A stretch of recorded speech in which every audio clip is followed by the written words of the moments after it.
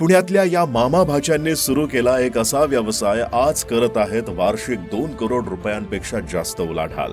सचिन काळे आणि अविनाश निकम यांनी पुण्यातील हडपसर येथे 2 वर्षापूर्वी मयुरेश वायर इंडस्ट्रीज ही कंपनी चालू केली.